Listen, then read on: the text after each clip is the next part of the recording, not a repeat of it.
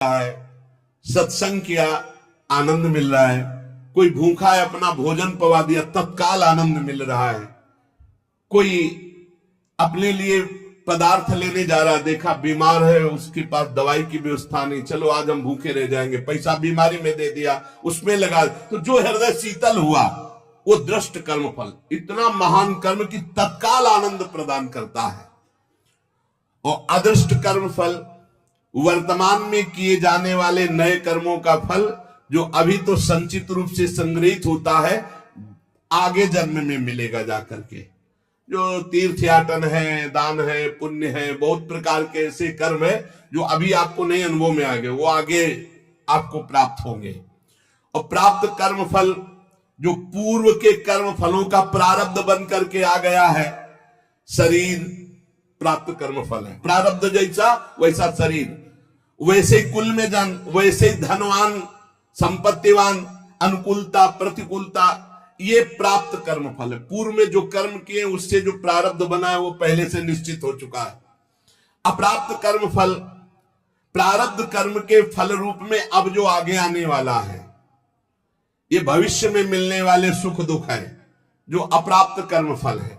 प्राप्त कर्म फल हो चुका, शरीर ऐसे कुल में जन्मा, शरीर ऐसा है, ऐसा ऐसा धन संपत्तिवान माता पिता मिले या निर्धन मिले, या जैसे अनुकूल प्रतिकूल परिस्थिति जो वर्तमान में मुझे मिली, ये प्राप्त कर्म फल। और जो अब आगे आने वाली है अप्राप्त कर्म फल, ये प्रारब्ध बड़ा भयानक है जो आगे आने वाला है। इसे भयानक को बड़ा मृदुल किया जा सकता है भजन के प्रभाव से, नष्ट तो किया जा सकता है पर भगवत प्राप्ति नहीं होगी। फिर पूरा झोंकना पड़ेगा इसे प्रारब्ध मिटाने में भजन को।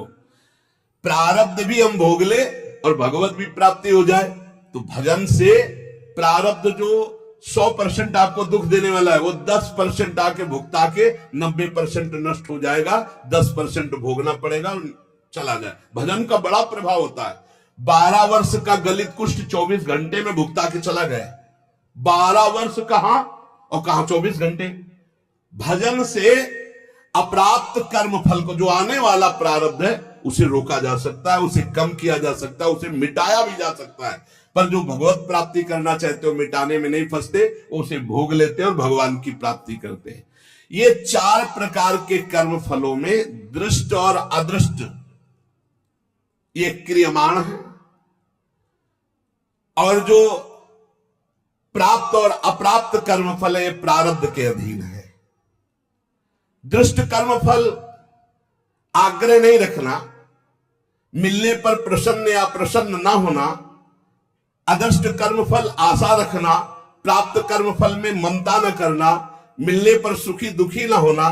अप्राप्त कर्म फल मिट जाए ऐसी आशा न रखना, ये भक्त के हृदय में होता है। चारों प्रकार के कर्म फल भक्त के हृदय में कोई प्रभाव नहीं डाल सकते। जब उपासक ये देख लेता है कि मैं करता नहीं है, वो मुक्त होने लगता है। इतने जादू का तमाशा है, समझ लो। गांठ लगी ही नहीं, गोस्वामी जी कह रहे जड़ चेतन ही ग्रंथि पड़ गई, यद्यपि मृषा छूटत कठिनाई। है ही नहीं बंधन पर छूटना बड़ा कठिन है। बस इतना समझ लो कि बंधन ही नहीं है पर छूटना बड़ा कठिन है। कर्तापन तुमने स्वीकार किया तो तुम्हारी दुर्गति पक्की है। चाहे शुभ कर्म करो चाहे अशुभ कर्म, शुभ से स्वर्ग आदि लोक, अशुभ से नरक आदि, और दोनों से मृत्यु लोक। ये आवागमन बंद नहीं होने वाला। क्या करें तो बड़े कठिन समस्या है, यही कठिन समस्या है। ज्ञानेन्द्रिय, कर्मेंद्रिय, अंतःकरण, प्राण, उपप्राण, ये सब प्रकृति के हैं ढांचा सहित। शब्द, स्पर्श, रूप, रस, गंध, ये प्रकृति के हैं। 5 ज्ञानेन्द्रियां उनको प्रकृति में भोग रही। इंद्रियां इंद्रियों में विषयों में बरत रही हैं। आप इनको देख रहे हैं, दृष्टा है, पर आप तन्मयता कर लेते, मैंने देखा, तो फिर उसका दंड भी तो भोग मिलेगा। क्या देखा और कैसे देखा। हमारे द्वारा जो भी क्रियाएं हो रही हैं, हम उनके 2 विभाग देखते हैं, एक अच्छी क्रियाएं और एक बुरी क्रियाएं। बिल्कुल सरल भाषा में आपको बता रहे हैं। जो अच्छी क्रियाएं हैं वो शास्त्र सम्मत है, जो बुरी क्रियाएं हैं वो शास्त्र विरुद्ध है। बुरी क्रियाओं को अशुभ कर्म कहते हैं, अच्छी क्रियाओं को शुभ कर्म करते हैं। शुभ और अशुभ कर्म ये गुणों से प्रेरित होते हैं। सतोगुण तो शास्त्र सम्मत, रजो और तम मिश्रित या तमोगुण या घोर रजोगुण ये शास्त्र विरुद्ध आचरण कराएंगे।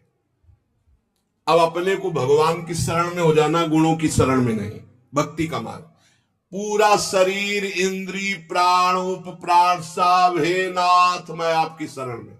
ये तो समझ में आ रहा है ना?